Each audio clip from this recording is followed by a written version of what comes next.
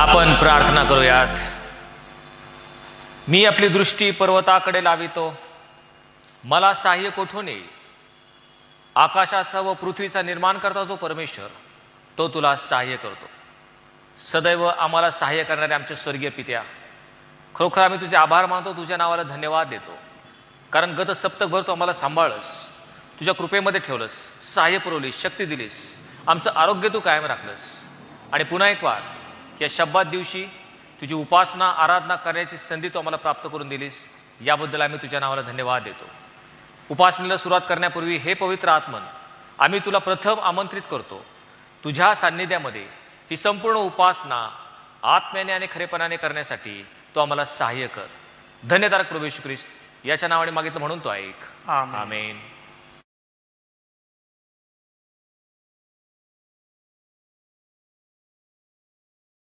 नमः परम मंगला गौरव तुला परम वत्सला. नमः परम मंगला गौरव तुला परम वत्सला.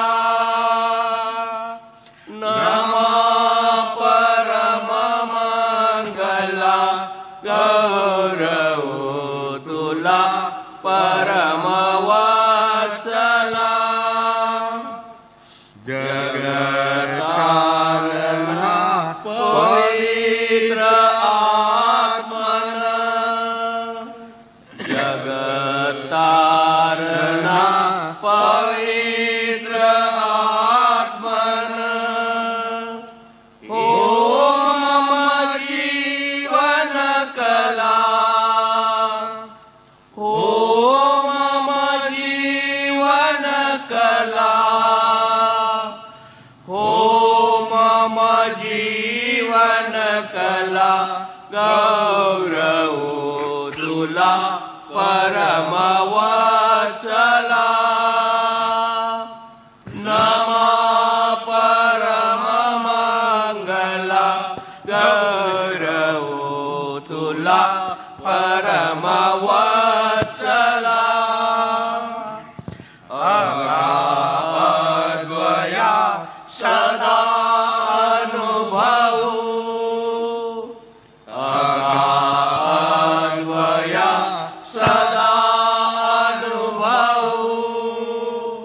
तुझ्या त्रिविध भूतीला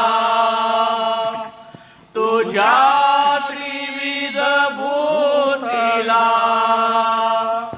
तुझ्या त्रिविध भूतीला गौरव तुला परम वत्सला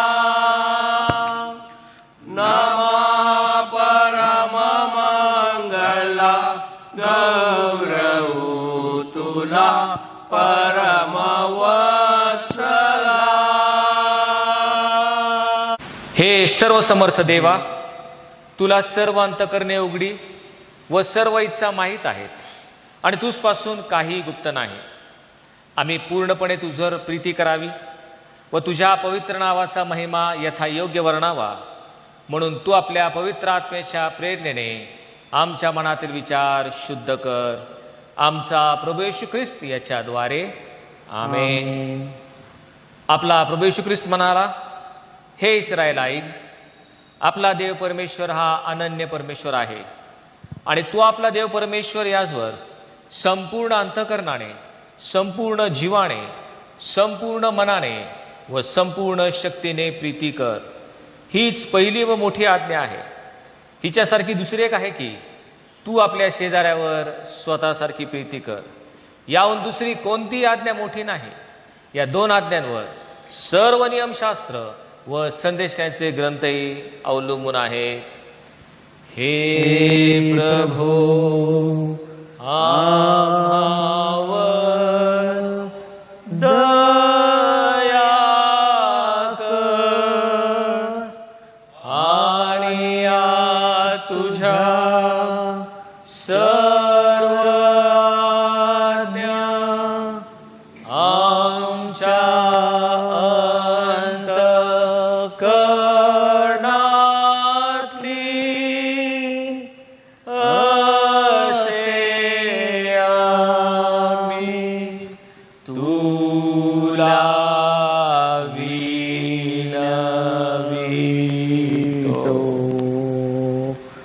प्रभू तुम्हास असो आणि तुझा आत्म्यासह तो असो. आजच्यासाठी नेमलेली सार प्रार्थना यावेळेस आपण करूयात. आजच्यासाठी नेमलेली सार प्रार्थना आपण करूया. हे देवा, धर्मपालन करण्यासाठी आम्ही तुझ्यावर आणि एकमेकांवर प्रेम केले पाहिजे, ही शिकवण तू आम्हाला दिली आहे. आम्ही जीवेभावे तुझ्यावर प्रेम करावे. स्वतःवर करतो इतकेच इतरांवरही प्रेम करावे आणि ह्या रीतीने आम्ही तुझी मुले आहोत हे दिसू द्यावे, असे तू कृपेने कर. तुझ्यासह व पवित्र आत्म्यासह असणारा व सर्व काळ राज्य करणारा एकमेव देव आमचा प्रभू येशू ख्रिस्त ह्याच्याद्वारे आमेन.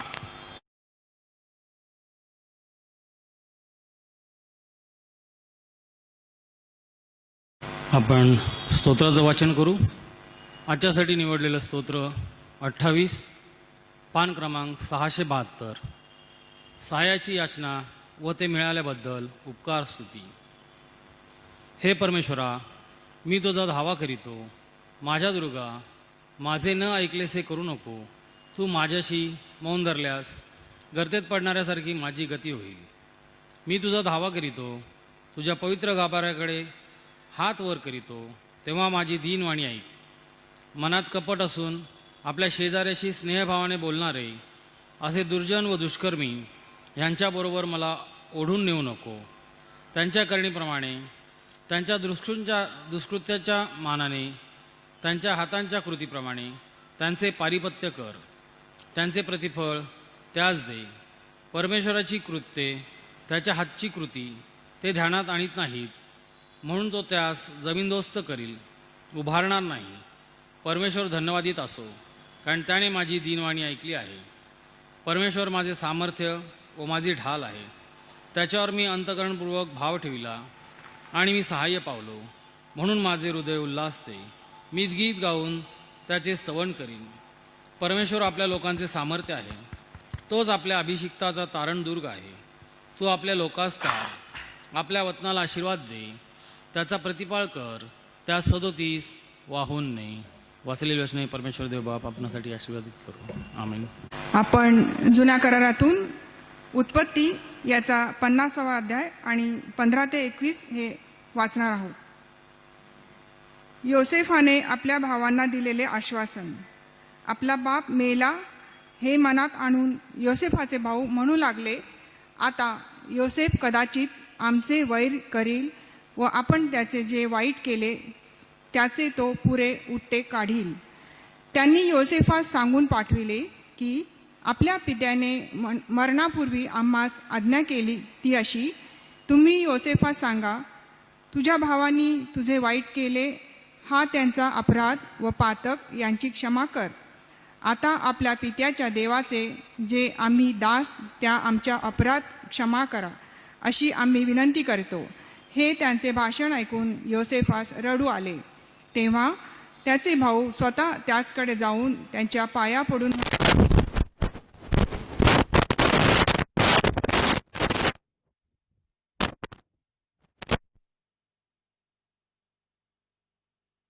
आता त्याप्रमाणे अनेक लोकांचे प्राण वाचावे म्हणून देवाने ते चांगल्यासाठी योजले होते. तर आता भिवू नका, मी तुमचे व तुमच्या मुलाबाळांचे संगोपन करीन. या प्रकारे त्याने त्यांच्याशी ममतेने बोलून त्यांचे समाधान केले. येथे जुन्या करारातून शास्त्रपाठ समाप्त होतो. Praise Lord. मृत्युंजय पुनरुत्थित प्रभू येशू ख्रिस्ताच्या गौरवी नामामध्ये आपणा सर्व लहान थोरास प्रीतीचा सलाम. प्रियांनो, आजच्या मननासाठी निवडण्यात आलेला दुसरा शास्त्रपाठ आपण वाचत आहोत. पवित्र शास्त्रातील नवीन करारामधून पौलाचे गलतीकारास पत्र याचा 2रा अध्याय आणि वचन 15 ते 21 आपण वाचणार आहोत. नवीन करारामध्ये पान क्रमांक 259. पौलाचे गलतीकारास पत्र 2रा अध्याय वचन 15 ते 21. नियमशास्त्राची अपूर्णता. आम्ही जन्मता यहुदी आहो, पापिष्ट पर्याष्ट्रातले नाही, तरी मनुष्य नियमशास्त्रातील कृत्यांनी नीतिमान ठरत नाही, तर येशू ख्रिस्तावरील विश्वासाच्या द्वारे ठरतो. हे जाणून आम्हीही ख्रिस्त येशूवर विश्वास ठेवला, ह्यासाठी की आम्ही ख्रिस्तावरील विश्वासाने नीतिमान ठरावे, नियमशास्त्रातील कृत्यांनी नव्हे. कारण नियमशास्त्रातील कृत्यांनी मनुष्य जातीपैकी कोणीही नीतिमान ठरणार नाही. ख्रिस्तामध्ये नीतिमान ठरण्यास पाहत असता आपणही पापी दिसून आलो, तर ख्रिस्त पापाचा सेवक आहे काय? कधीच नाही. कारण जे मी पाडून टाकले ते मी पुन्हा उभारीत असलो तर मी स्वतःला उल्लंघन करणारा ठरवितो. मी नियमशास्त्राच्या द्वारे नियमशास्त्राला मेलो, ह्यासाठी मी देवाकरिता जगावे. मी ख्रिस्ताबरोबर वर वधस्तंभावर खिळलेला आहे आणि यापुढे मी जगतो असे नाही, तर ख्रिस्त माझ्याठायी जगतो. आणि आता देहामध्ये जे माझे जीवित आहे ते देवाच्या पुत्रावरील विश्वासाच्या योगाने आहे. त्याने माझ्यावर प्रीती केली व स्वतःला माझ्याकरिता दिले. मी देवाची कृपा व्यर्थ करीत नाही, कारण जर नीतिमत्व नियमशास्त्राच्या द्वारे असेल तर ख्रिस्ताचे मरण विनाकारण झाले. देवबापासनावर आशीर्वाद पाठव. आमेन. शुभवर्तमान.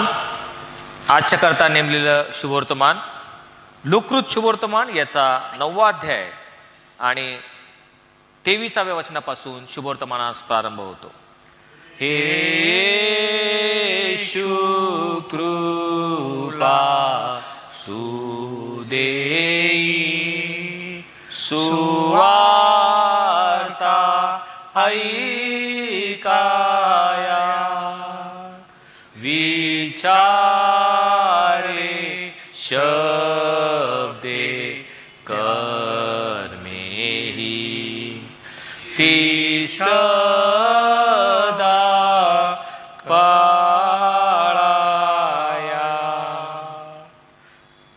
त्याने सर्वांस म्हटले, जर कोणी माझ्या मागे येऊ पाहतो तर त्याने आत्मत्याग करावा व दररोज स्वतःचा वधस्तंभ उचलून घेऊन मला अनुसरावे. जो कोणी आपला जीव वाचवू पाहतो तो त्याला मुकेल, परंतु जो कोणी माझ्याकरता आपल्या जीवास मुकेल तो त्याला वाचवील. कारण जर कोणा मनुष्याने सगळं जग मिळवले आणि स्वतःला गमविले किंवा स्वतःचा नाश करून घेतला तर त्याला काय लाभ? जो कोणी माझी व माझ्या वचनांची लाज धरितो त्याची लाज मनुष्याचा पुत्र स्वतःच्या व पित्याच्या व पवित्र देवदूतांच्या गौरवाने येईल तेव्हा तो धरील. मी तुम्हास खरे सांगतो की येथे उभे असणाऱ्यात कोणी असे आहेत की ते देवाचं राज्य पाहीपर्यंत त्यास मरणाचा अनुभव येणारच नाही. हे ख्रिस्ताचं शुभवर्तमान आहे. देवाला स्तुती असो.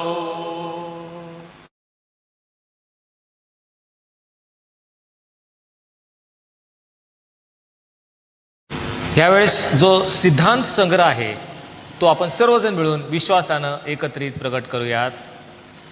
सर्व समर्थ एकच देव जो पिता, आकाश व पृथ्वी आणि सर्व दृश्य व अदृश्य वस्तू यांचा निर्माण करता, त्यावर मी विश्वास ठेवतो. आणि एकच प्रभू येशू ख्रिस्त, जो देवाचा एकुलता एक पुत्र, जो सर्व युगांपूर्वी आपल्या पित्यापासून जनित झाला, देवापासून देव, प्रकाशापासून प्रकाश, खऱ्या देवापासून खरा देव, जो जनित आहे कृत नाही, जो पित्याच्या तत्वाचा आहे, ज्याच्याद्वारे अवघे झाले, जो आम्हा मनुष्यांसाठी व आपल्या तारणासाठी स्वर्गातून उतरला आणि पवित्र आत्म्याच्या योगे कुमारी मरियेपासून देहधारी होऊन मनुष्य झाला आणि पंत पिलाताच्या अधिकाराखाली आम्हासाठी ज्याला क्रूशी दिले, ज्याने दुःख भोगले व ज्याला पुरले, जो शास्त्रलेखाप्रमाणे तिसऱ्या दिवशी पुन्हा उठला आणि स्वर्गात चढला आणि पित्याच्या उजवीकडे आसनस्थ झाला आहे, आणि जो जिवंतांचा व मेल्यांचा न्याय करायला गौरवाने पुन्हा येणार आहे, ज्याच्या राज्याचा अंत होणार नाही, त्यावर मी विश्वास ठेवितो. आणि पवित्र आत्मा, जो प्रभू व जीवनदाता, पिता व पुत्र यापासून जो निघतो आणि पिता व पुत्र यास आराधना व गौरवते, जो भविष्यवाद्यांद्वारे बोलला, त्यावर मी विश्वास ठेवितो.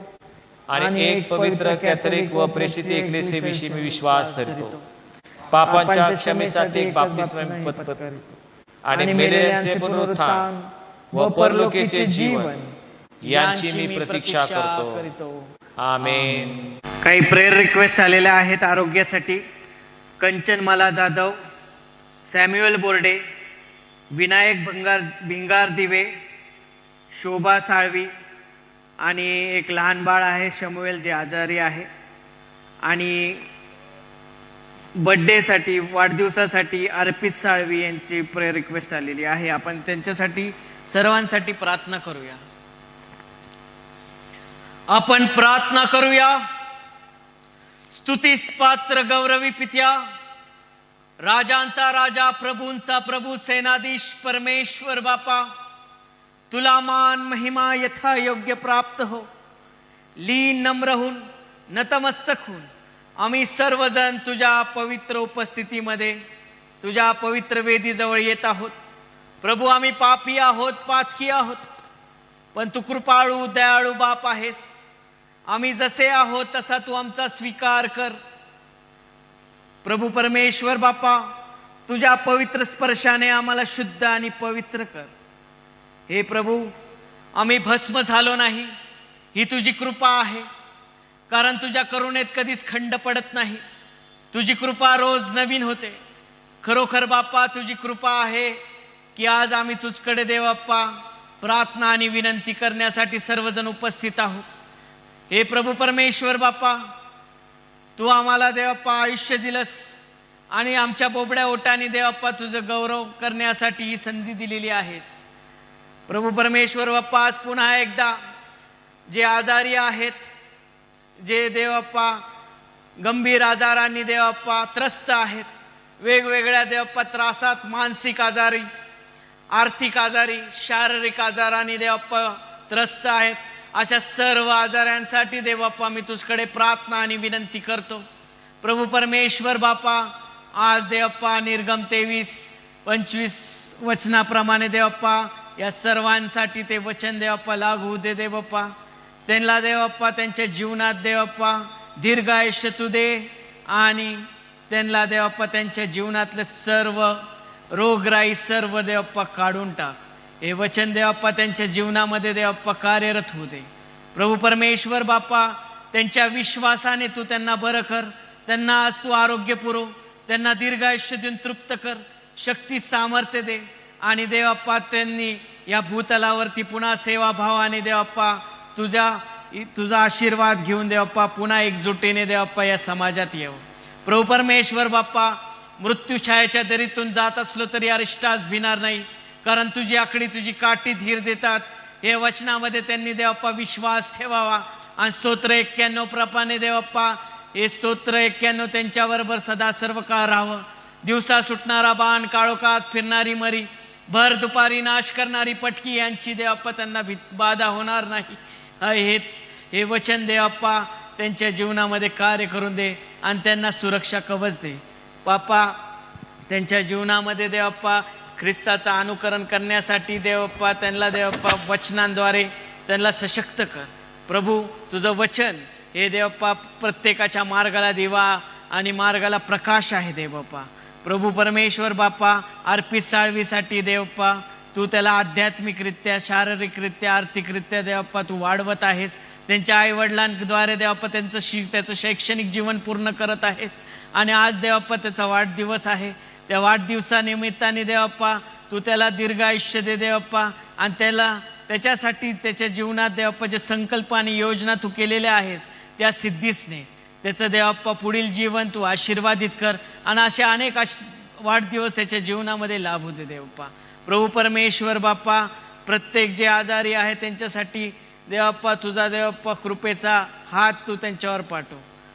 खास करून देवप्पा जे निवर्तलेले आहेत, जे तुझकडे देवप्पा तुझ्या हाकेला मान देऊन तुझकडे आलेले आहेत, त्यांच्यावर त्यांना देवप्पा त्यांच्या पूर्ण कुटुंबाला देवप्पा तू सांत्वन दिलेलं आहेस आणि खास करून देवप्पा ते जजमेंट डेच्या दिवशी देवप्पा पुन्हा उठतील आणि आम्ही सर्वजण एकमेकाला पाहू हा आमचा विश्वास आहे देवप्पा. आणि जे संतांचा देवप्पा जो दिवस आहे, संतांप्रमाणे जे देवप्पा ख्रिस्ताचे अनुयायी झाले तसंच त्यांचा ख्रिस्ताचं अनुकरण करण्यामध्ये ते यशस्वी झाले, तसंच आम्ही देवप्पा या भूतलावर राहणारी सर्व मंडळी त्यांचं ख्रिस्ताचं अनुकरण करून देवप्पा ती डिसायपलशिप आम्ही फॉलो करावी. सर्व आमचे कमिटी मेंबर्स, आमचे बिशप, आमचे पाळक वर्ग यांच्यावर तुझा देवप्पा आशीर्वाद असून दे. त्यांना आरोग्य दे आणि देवप्पा तुझी सेवा कार्य करण्यासाठी आम्हाला सशक्त कर. प्रभू परमेश्वर बाप्पा, मागणी कल्पनेपेक्षा देणारा बाप तूच आहे. येशू ख्रिस्ताच्या गोड प्रिय नावाने मागतो म्हणतो ऐक. आमीन. आपण सर्वजण लीन होऊया, नम्र होऊया, नतमस्तक होऊया. आपण प्रार्थना करू. हे धन्यवादित सर्व शक्तिमान स्तुतीस पात्र व भयास योग्य असे आमच्या जिवंत देवा, आमच्या स्वर्गीय पित्या, प्रभू परमेश्वरा, आम्ही तुझे मनापासून आभार मानतो. तुला धन्यवाद देतो, तुझी उपकार स्तुती करतो. प्रभू परमेश्वरा, ह्या म्हटलेल्या क्षणापर्यंत तू आम्हा सर्वांना सांभाळलंस. सर्व प्रकारच्या सुखादुःखात, आरोग्यात, अनारोग्यामध्ये आमचे रक्षण केलेस. रात्रभर देखील आमच्या संगती सोबती राहिलास. तुझ्या दिव्य दूतांचा कोटा आणि पहारा आम्हा सर्वांवरती ठेवलास. आम्हा सर्वांना शांत झोप लागू दिलीस आणि आजचा हा नवीन शब्बात दिवस तू आमच्या आयुष्याला जोडलास. बापा, या तुझ्या दयेकृपे आशीर्वादाबद्दल आम्ही तुझे आभार मानतो. तुला धन्यवाद देतो, तुझी उपकार स्तुती करतो. परमेश्वर देवा बापा, ह्या तू दिलेल्या नवीन दिवसामध्ये पदार्पण करीत असताना तुझा विपुल असा आशीर्वाद पाठव. सर्व प्रकारच्या अरिष्टांपासून, संकटापासून आम्हा सर्वांचे रक्षण कर. दिवसभर आमच्या संगती सोबती राहून तुझा गौरव आम्हा प्रत्येकाकडून होऊ दे. बापा, मी प्रार्थना करतो आमच्या पुणे धर्म प्रांताचे bishop right reverend Paul Dupare, त्यांच्या आधिपत्याखाली असलेला सर्व पाळक वर्ग, सेवक वर्ग, त्याचप्रमाणे आमच्या चर्चचे माननीय पाळकसाहेब डॉक्टर प्रमोद कालसेकर, ले लीडर मोजेस गायकवाड, पास्टरेट कमिटी, इतर सर्व कमिट्या, महिला मंडळ आणि मंडळीतल्या प्रत्येक सभासदासाठी तुझ्याजवळ प्रार्थना करतो, तुला विनवतो बाप्पा. जसं आत्तापर्यंत ह्या म्हटलेल्या क्षणापर्यंत तू आम्हाला सांभाळलंस, तसं इथून पुढे आम्हा सर्वांचा सांभाळ कर आणि तुझी सेवा करण्यासाठी लागणारं सर्व प्रकारचं शक्ती सामर्थ्य तुझ्या गौरवी भंडारातून तू आम्हाला पुरव. आणि बाप्पा, होऊ दे त्यातून तुझा आणि केवळ तुझाच करू. प्रभू परमेश्वरा, या समय मी प्रार्थना करतो बाबा, ज्या कोणाचे वाढदिवस या आठवड्यामध्ये आहेत अशा लोकांसाठी प्रार्थना करतो. विशेष करून बाप्पा, तुझं लेकरू अर्पित साळवे याचीही मी प्रार्थनेमध्ये आठवण करतो बाप्पा. त्याचाही वाढदिवस आहे बाप्पा. जसं तू आम्हा सर्वांना या क्षणापर्यंत सांभाळलंस आणि आजचा हा नवीन दिवस, हा नवीन वर्ष त्यांच्या आयुष्यामध्ये जोडलंस बाप्पा, तसंच इथून पुढे तू आमचा सांभाळ करून या नवीन वर्षामध्ये सदैव तुझी भरभराट, आमची भरभराट तुझ्या नावात आणि तुझ्या कृपेमध्ये होईल असे तुझ्या दये कृपेने आशीर्वादाने कर बाप्पा. बाप्पा, इथून पुढच्या आयुष्यामध्ये त्याला तू निरोगी असे दीर्घायुष्य दे. सर्व काळ त्याच्या संगती सोबती राहा, आनंदी असे ठेव, निरोगी असे दीर्घायुष्य त्याला पुरव बाप्पा. जे दीर्घायुष्य तो तुझ्या सेवेसाठी व्यतीत करेल व तुझे नाव त्याच्याकडून उंचावले जाईल असे तुझ्या दये कृपेने आशीर्वादाने घडू दे. हे बाप्पा, मी प्रार्थना करतो बाप्पा, ज्या कोणाचे लग्नाचे वाढदिवस या सप्ताहामध्ये होऊन गेले बाप्पा, बाप्पा त्या सर्वांना तू आत्तापर्यंत सांभाळलंच बाप्पा. विशेष करून विपत सिस्टर आणि विपत ब्रदर यांचा लग्नाचा वाढदिवस त्यांनी साजरा केला बाप्पा. बाप्पा, त्यांना तू आजपर्यंत सांभाळलंस. त्यांनी ज्या आणाभाका एकमेकासमोर आत्तापर्यंत दिलेल्या पाळल्यात बाप्पा आणि तुझ्या वचनाप्रमाणे त्यांचं आयुष्यक्रमण ते करीत आहेत. अशीच तुझी दयादृष्टी कृपाशीर्वाद सदैव त्यांच्यावरती ठेवून त्यांचे तू सदैव रक्षण कर व तुझा गौरव त्या कुटुंबाकडून होऊ दे. तुझे नाव त्यांच्याकडून उंचाविले जाऊ दे. बापा, मी तुझं प्रार्थना करतो बापा, जे कोणी आजारी, दुःखी, कष्टी, भाराक्रांत लोक आहेत, त्यामध्ये करोनाग्रस्त असलेल्या असंख्य रुग्ण आहेत बापा, त्यांचेही नातेवाईक आहेत. शारीरिकदृष्ट्या, मानसिकदृष्ट्या, आर्थिकदृष्ट्या रंजले गंजलेले, खचले, जे कोणी दिनदुबळे असहाय्य गरीब लोक आहेत, त्यामध्ये आमचेही नातेवाईक आहेत, प्रियजन आहेत, सगळे संबंधी, मित्रपरिवार, लांबचे जवळचे, ज्ञात अज्ञात अशा सर्व लोकांसाठी तुझं प्रार्थना करतो, तुला विनवतो, तुझं रदबदली मागतो बाप्पा.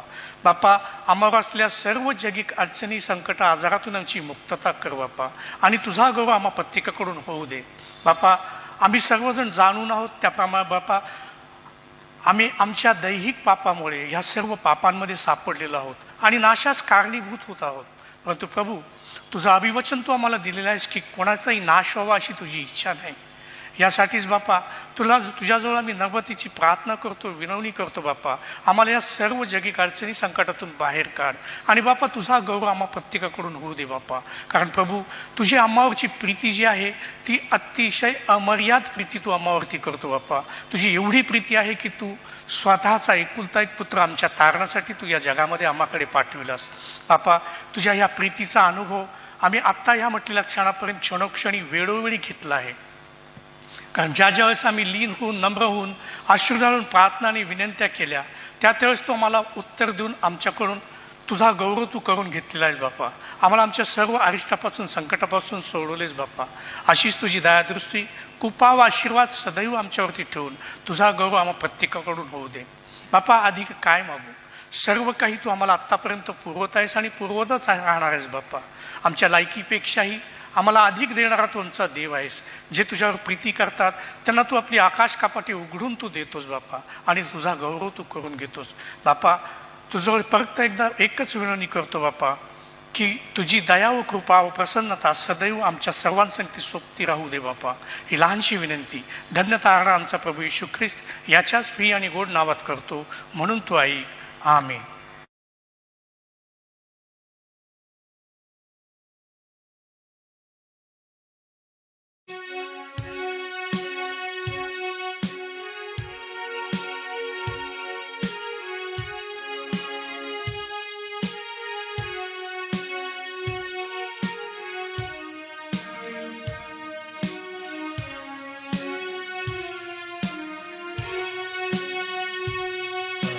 ताये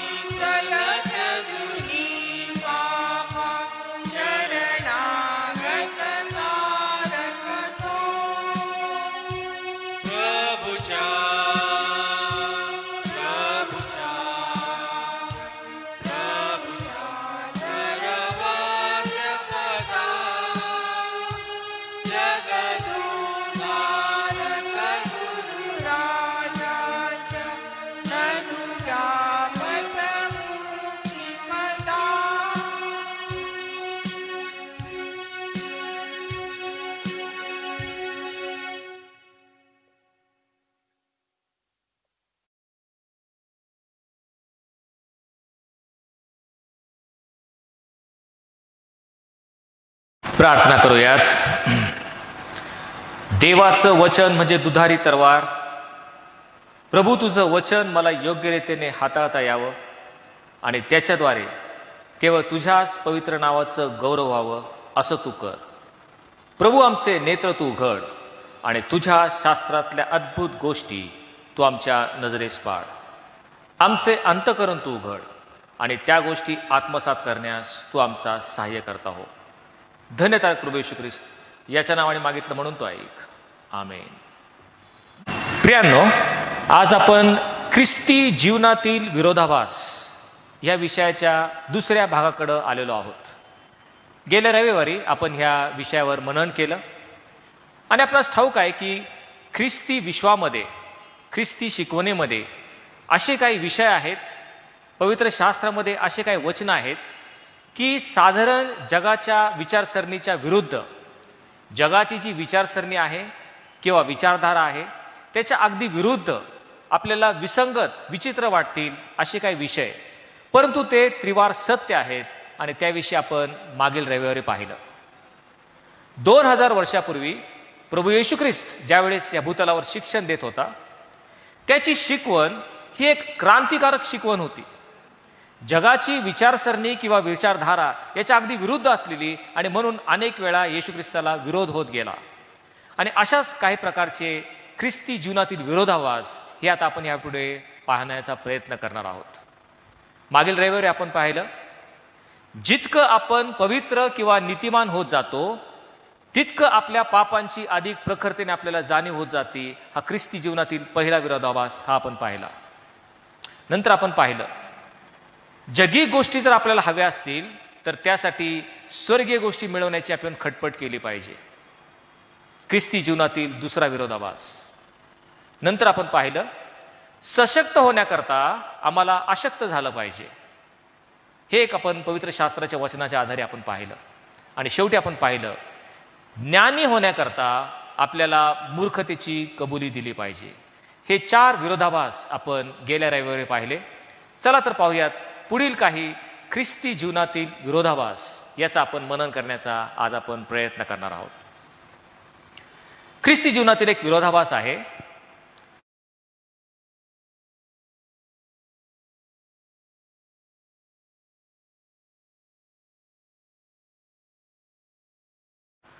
तुम्हाला जर काय हवं असेल तर प्रथम तुम्ही दिलं पाहिजे.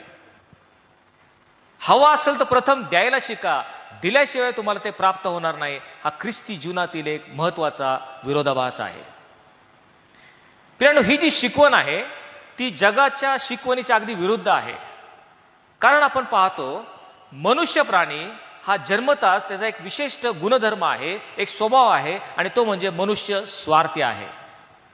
त्याला प्रत्येक गोष्ट आपल्या स्वतःसाठी हवी असते. मी, माझा आणि मला, ह्याच प्रकारचं जीवन प्रत्येक मनुष्य जगत असतो, कारण मनुष्य स्वार्थी आहे.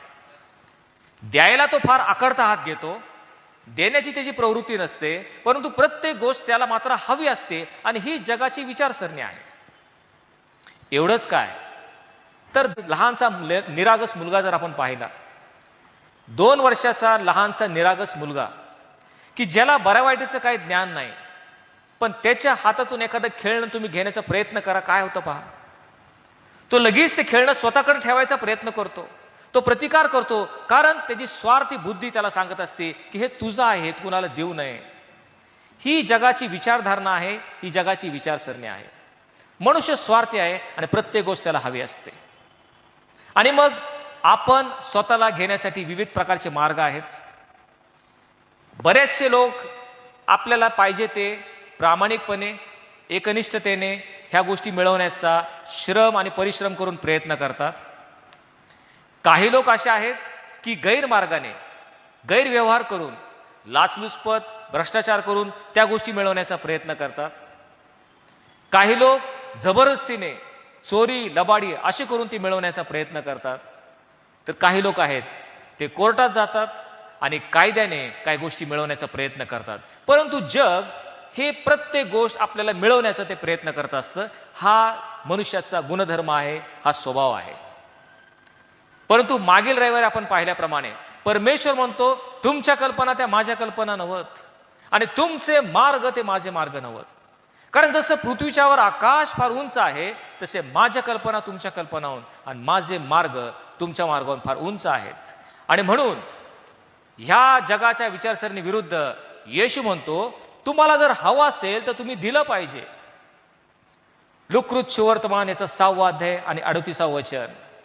द्या म्हणजे तुम्हाला दिले जाईल. चांगले माप दाबून हलवून शीख भरून तुमच्या पदरी घालतील. कारण ज्या मापाने तुम्ही मोजून द्याल त्याच मापाने पुन्हा तुम्हाला मोजून देण्यात येईल. हा एक ख्रिस्ती जीवनाचं तत्व आहे. तुम्हाला काय गोष्ट हवी असेल, प्रथम द्यायला शिका. द्या म्हणजे तुम्हाला दिलं जाईल. जगाच्या विचारसरणीच्या अगदी विरुद्ध. या जगामध्ये कुठलाही व्यवहार असा होत नाही. आम्ही कुणाला पाहिजे म्हणून आम्ही कुणाला काही देत नाही. जगाची शिकवण आहे, तुम्ही घ्या. सगळ्या गोष्टी आम्हाला जग घ्यायला शिकवतं. परंतु प्रभू येशू ख्रिस्त म्हणतो, द्या म्हणजे तुम्हाला दिलं जाईल. एवढंच नव्हे तर हा संत पौल करिंथीकरास 2 पत्र याचा 8वा अध्याय आणि 5व्या वचनात तो काय सांगत आहे. ज्यावेळेस आपण म्हणतो की द्या म्हणजे तुम्हाला दिलं जाईल, आम्ही फक्त विचार करतो तो पैशाचा. परंतु केवळ पैशाचीच गोष्ट नसून आम्ही आमचं सर्वस्व, आमचं जीवन, आमचं आयुष्य, आमचं कलागुण हे संपूर्ण परमेश्वराला समर्पित केले पाहिजे. हा संत पौल मासेदियातील जे यहुदी लोक आहेत, ख्रिस्ती लोक आहेत, त्यांच्याविषयी या ठिकाणी तो बोलत आहे. करिंथीकरास 2 पत्र याचा 8वा अध्याय आणि 5वं वचन. त्या ठिकाणी तो म्हणतो, जी आशा आम्हाला होती त्याप्रमाणे ह्या लोकांनी आपणा स्वतःच प्रभूला दिले आणि देवाच्या इच्छेने आपणास आम्हालाही दिले.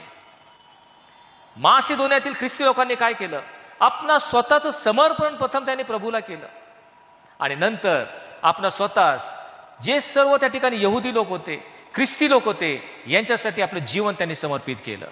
द्या म्हणजे तुम्हाला दिलं जाईल. त्यांनी आपलं सर्वस्व इतरांना दिलेलं आपल्याला दिसत आहे.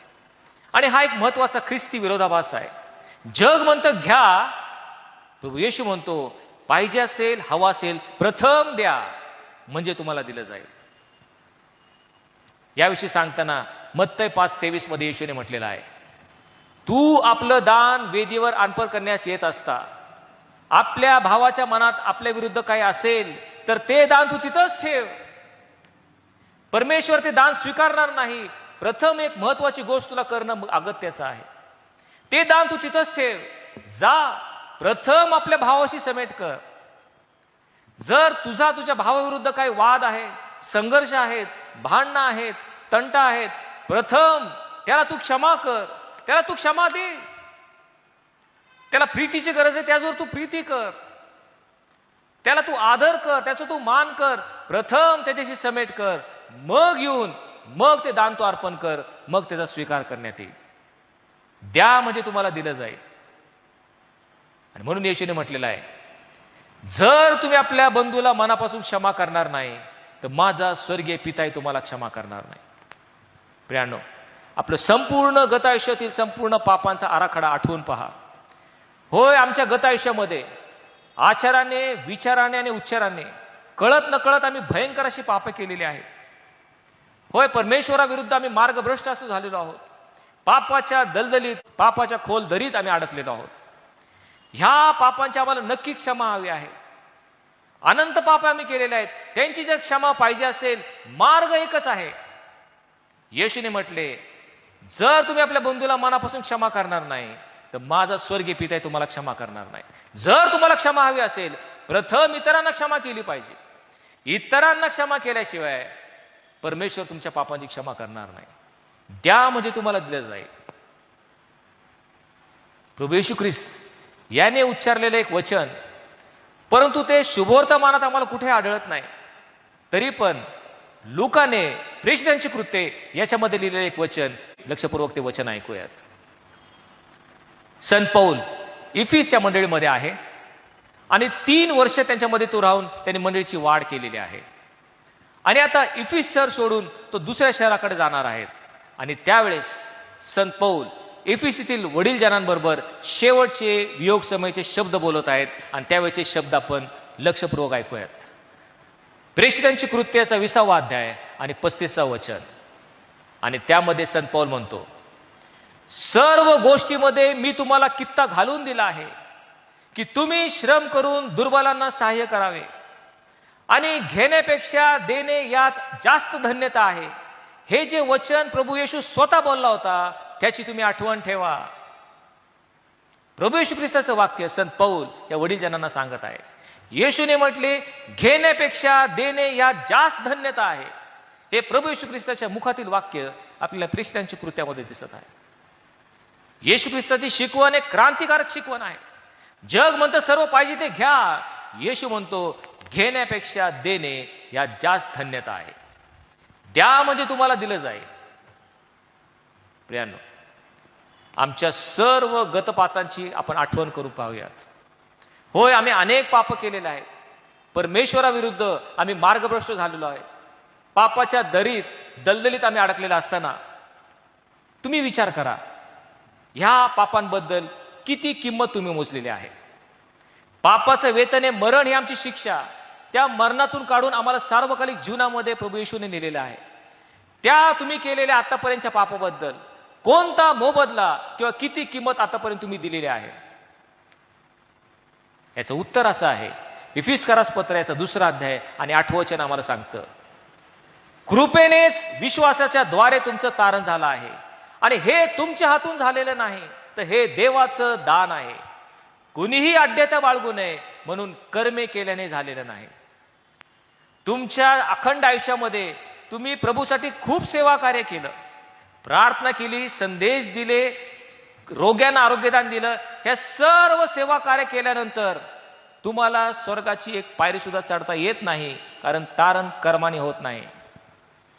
कितीही तुम्ही त्या ठिकाणी सेवा कार्य केलं, ते तुम्हाला तारण साध्य करून देण्यास अशक्त आहेत, असमर्थ आहे, कारण तारण कृपेनेच विश्वासाच्या द्वारे देवाची देणगी म्हणून झालेलं आहे. तुम्हाला मिळालेली पापांची क्षमा किंवा तुमचं तारण हे देवाने दिलेले एक दान आहे आणि दान कधी विकत घेता येत नाही. ही फुकट दिलेली तुम्हाला देणगी आहे आणि म्हणून तुमचं तारण फुकटवारी झालेलं आहे. ते तुमच्या कर्माने तुम्ही कमवलेलं नाही, तर देवाची ती देणगी आहे. आणि मग जर तुम्हाला तारण फुकट मिळालेलं आहे तर येशूचा एक नियम आहे. मत्तय 10:8 मध्ये तो म्हणतो, तुम्हाला फुकट मिळालं, फुकट द्या. आम्हाला फुकट मिळालेलं आम्ही फुकट दिलं पाहिजे. जे तारण आम्हाला प्राप्त झालं त्याची स्वार्था जगाच्या अंतापर्यंत फुकट देण्याची आम्हाला त्या ठिकाणी जबाबदारी आलेली आहे. तुम्हाला फुकट मिळालं ते फुकट द्या. आतापर्यंत मनुष्य म्हणून फक्त आम्ही घ्यायला शिकलो. येशू ख्रिस्त म्हणतो द्या म्हणजे तुम्हाला दिलं जाईल. आम्ही द्यायला शिकलं पाहिजे. हा ख्रिस्ती विरोधाभास आहे. जगाच्या विचारसरणी विरुद्ध ही घटना आहे. जर आपण इस्रायलाचा नकाशा पाहिला तर त्यामध्ये आपण पाहतो 2 समुद्र आपल्याला दिसतात. एक गालिल समुद्र आणि दक्षिणेकडं मृत समुद्र किंवा डेड सी. आणि दोन्हीमध्ये फार आमूलाग्र फरक आहे, बदल आहे. हे दोन्हीमध्ये फारकत आहे. ती कोणती हे लक्षात घेण्यासारखं आहे. उत्तरेकडे हर्मोन नावाचा एक पर्वत आहे. त्या पर्वतावरून एक नदी वाहते आणि त्या नदीचं रूपांतर गालिल समुद्रामध्ये होतं. आणि मग गालिल समुद्र निघतो आणि ती जी नदी निघते त्याला यार्दे नदी म्हणतात आणि ती मृत समुद्रामध्ये जाऊन मिळते. पण जर आपण गालिल समुद्रामध्ये पाहिलं तर त्या ठिकाणी अनेक जीवजंतू आहेत, अनेक मासे आहेत. त्या ठिकाणी मच्छीमारी केली जाते. अनेक जीवनाने भरलेला असा गालिल समुद्र आम्हाला दिसतो. परंतु मृत समुद्र याच्यामध्ये कुठले जीवजंतू नाहीत. तिथे मासे आपल्याला आढळत नाहीत. याचं कारण असं आहे, हा जो मृत समुद्र आहे त्याच्यामध्ये क्षार खूप प्रमाणात आहेत. सर्वसाधारण समुद्रामध्ये 3% क्षार असतात, परंतु मृत समुद्रामध्ये 30% क्षार आहेत. आणि म्हणून कुठले जीवजंतू त्या ठिकाणी टिकाव धरू शकत नाही. म्हणूनच त्याला मृत समुद्र किंवा डेड सी असं म्हटलं जातं. मग असं का घडलं ह्याच्याकडे जर आपण पाहिलं तर हा जो गालिल समुद्र आहे त्याला 2 टोकं आहेत. पहिल्याकडून पाण्याची आवक आहे, पाणी त्याच्यामध्ये येतं आणि त्याच्या विरुद्ध दिशेने पाणी बाहेर पडतं आणि म्हणून ह्या गालिल समुद्रामध्ये जीवजंतू खूप प्रमाणात आपल्याला दिसतात. जिवंतपणाचं लक्षण हे गालिल समुद्रामध्ये आहे. परंतु मृत समुद्र जो आहे तो पाणी फक्त घेतो, पण त्याला बाहेर जायला कुठलीही वाट नाही. फक्त घेण्याची त्याला सवय आहे आणि म्हणून संपूर्ण क्षार त्या ठिकाणी साचून तो समुद्र मृत समुद्र असं म्हटलं जातं, कारण तो पुढं काही बाहेर सोडत नाही. आमचं देखील जीवन या मृत समुद्रासारखं आहे का? आम्हाला फक्त घेण्याचं माहित आहे, आम्ही फक्त ओरबडून जबरदस्तीने घेतो. जर आम्ही कुणाला दिलं नाही, आमची अवस्था त्या मृत समुद्रासारखी होती की ज्याला बाहेर जायला कुठलं वाटच नाही, तो पाणी बाहेर देत नाही, आणि म्हणून त्याला मृत समुद्र असं म्हटलेलं आहे. प्रियांनो, आपल्या स्वतःच्या जीवनाचं अवलोकन करूयात. दावीद राजा म्हणतो त्याप्रमाणे, पहा मी जन्माचाच पापी आहे. आम्ही पापी मनुष्य आहोत आणि पापाचं वेतन मरण ही आमची शिक्षा अटळ होती. आणि म्हणून तुमच्या जीवनामध्ये तुम्ही किती मोठं प्रभूचं कार्य केलं, अनेक अंधकारातील लोकांना तुम्ही प्रकाशामध्ये आणलं, अनेक लोक तुमच्या सेवेद्वारे आशीर्वादित झाले. हे सर्व सेवा करून जर परमेश्वराच्या मनात आलं की तुम्हाला नरकात टाकावं, आणि मी स्वतःला जर नरकात पडलेलं पाहिलं, तर मी एकच म्हणू शकतो, हे प्रभू येशू, हेच माझं खरं स्थान आहे. माझ्या जीवनाचं सार शेवटी येतच आहे, हेच माझं खरं स्थान आहे. अशा पामराला परमेश्वराने सार्वकालिक जीवन दिलेलं आहे. प्रियांनो, प्रभू येशू ख्रिस्ताने एकदा एक दाखला सांगितला. प्रभू येशू ख्रिस्त लूक वर्तमान याचा 17वा अध्याय आणि 7व्या वचनात तो म्हणतो, तुम्हातील असा कोण आहे की आपला नांगरणारा किंवा मेंढ राखणारा दास आल्यावर तो त्यास म्हणेल, आत्ताच येऊन बस आणि जेव. उलट तो त्याला काय म्हणेल, तू माझ्यासाठी जेवण तयार कर आणि माझे खाणे होईपर्यंत माझी सेवा कर आणि नंतर तू खा आणि पी, असे म्हणणार नाही काय? आणि सर्व काम केल्यानंतर कोणी आपल्या दासाचे उपकार मानेल काय? यासाठी तुमची सर्व कार्य करून झाल्यानंतर म्हणा, मी तर एक निरुपयोगी दास आहे, मी माझं कर्तव्य केलं आहे असं म्हणा. या ठिकाणी प्रभू येशू ख्रिस्त काय सांगत आहे? जी सेवा परमेश्वराने आम्हाला नेमून दिलेली आहे, जे कलागुण त्याने आम्हाला दिलेले आहेत, सर्व सेवा कार्य केल्यानंतर आम्ही फक्त एवढंच म्हणायचं, मी तर एक निरुपयोगी दास आहे, मी माझं कर्तव्य केलं आहे. परंतु आज आम्ही देवाचे सेवक पाहत आहोत.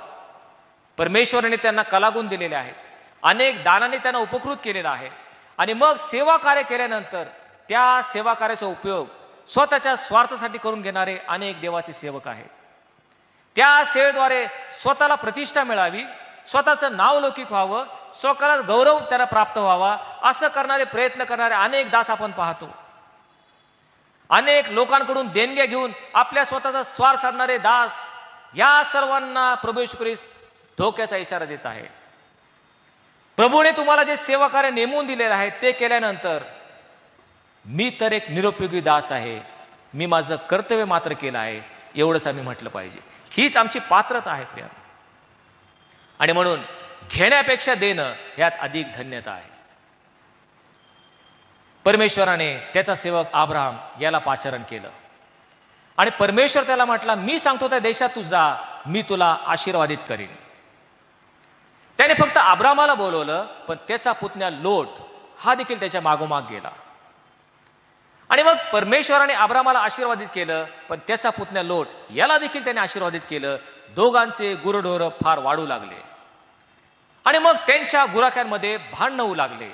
त्यावेळेस अब्रामाने लोटास बोलवलं, आणि अब्राम त्यास म्हटला, पहा, आपल्यामध्ये सलोखा असावा, आपल्यामध्ये भांडण नसावं, म्हणून आपण विभक्त होऊयात. आणि अब्राम लोटास म्हटला, आपण तर भाऊबंद आहोत, तू निवड कर. तू जर उजवीकडे गेलास तर मी डावीकडे जाईन, तू डावीकडे गेलास तर मी उजवीकडे जाईन. आणि अब्रामाचा उद्धातपणा वरून परमेश्वर पाहत होता. खरं तर परमेश्वराने अब्रामाला पाचारण केलं होतं. अब्राम लोटापेक्षा ज्येष्ठ आहे, परंतु अब्रामाने निस्वार्थपणे, निसंकोचपणे प्रथम लोटाला निवड करण्याची संधी दिली. तू निवड कर. त्यावेळेस लोटाने दूरवर पाहिलं, त्याला सोदोम आणि गोमोरा हा प्रदेश त्याला दिसला. मुबलक पाणी उपलब्ध आहे, चारा भरपूर आहे, आपल्या गुरढोरांसाठी पुरेल असा चारा, आणि म्हणून हिरवळीचा प्रदेश लोट ह्याने त्याची ती स्वार्थीपणे त्यांनी निवड केली.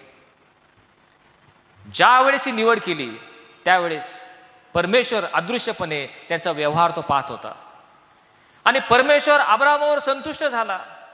हा अब्राम ज्येष्ठ असूनही निस्वार्थपणे त्याने लोटाला निवड करण्याची परवानगी दिली. त्याच वेळेस परमेश्वर अब्रामास म्हटला, अब्रामा, आपली नजर वर करून पहा, उत्तरेकडे पहा आणि दक्षिणेकडे पहा, पूर्वेकडे पहा आणि पश्चिमेकडे पहा. जो सर्व देश तुला दिसतो तो सर्व प्रदेश मी तुला आणि तुझ्या संतानाला कायमचा दिलेला आहे.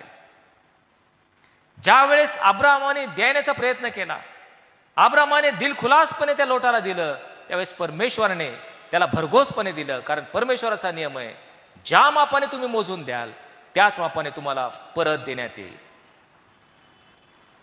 प्रियानो, आम्ही द्यायला शिकलं पाहिजे. येशू ख्रिस्ताने म्हटलेलं आहे, ज्याने आपला जीव गमावला तो त्याला राखील, आणि ज्याने माझ्यासाठी आपला जीव राखविला तो त्याला गमवेल. आम्ही देणं शिकलं पाहिजे. आणि म्हणून ख्रिस्ती विरोधाभास आपण पाहतो, द्या म्हणजे तुम्हाला दिलं जाईल. ख्रिस्ती जीवनातील दुसरा विरोधाभास,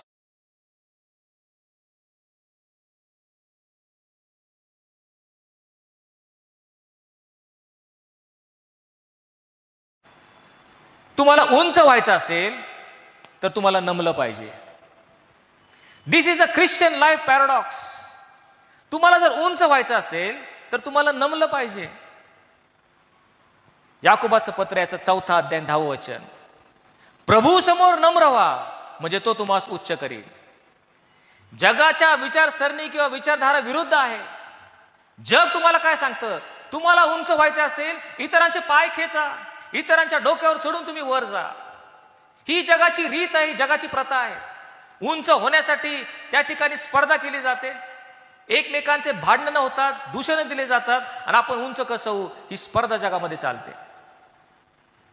आपणा सर्वच ठाऊक आहे, जर कुणाला सत्ता हवी, अधिकार हवं, खुर्ची हवं, तर जगामध्ये कशी चढाओढ चालते आपण सर्वांना ठाऊक आहे. उंच होण्यासाठी, प्रतिष्ठा मिळवण्यासाठी, मानांकित होण्यासाठी इतरांना दोष दिला जातो, इतरांवर खोटे आरोप लादले जातात, आणि इतरांच्या वरचढ आपण कसे आहोत हे दाखवण्याची जगाची पद्धत आहे. आपणा सर्वच ठाऊक आहे की ज्यावेळेस निवडणुका होतात, निवडणुकीच्या प्रचार सभा घेतल्या जातात, त्यावेळेस जे दुसरी पार्टी असते, विरुद्ध पार्टी, त्याच्यावर अनेक खोटे आरोप लादले जातात, त्यांना दूषणं दिलं जातात. आपण कसे वरचढ आहोत, आपण किती चांगले आहोत हे दाखवण्याचा प्रयत्न सर्वत्र केला जातो. उंच होण्यासाठी मनुष्य वाटेल ते करतो, नैतिक पातळीची निच्चांक तो गाठतो. ही जगाची रीत आहे. परंतु प्रियांनो, येशू ख्रिस्त या ठिकाणी सांगत आहे, तुम्हाला उंच व्हायचं असेल नमलं पाहिजे. जो कोणी नमेल तो उंच केला जाईल, आणि जो उंच होईल त्याला नमविलं जाईल. हा ख्रिस्ती जीवनातील विरोधाभास आहे. तुम्हाला जर उंच व्हायचं असेल तुम्हाला नम्र पाहिजे, नमल्यावर तुम्ही उंच व्हाल. आणि जो कोणी उंच होऊ पाहतो त्याला नमविण्यात येईल. हा देवाचा नियम आहे.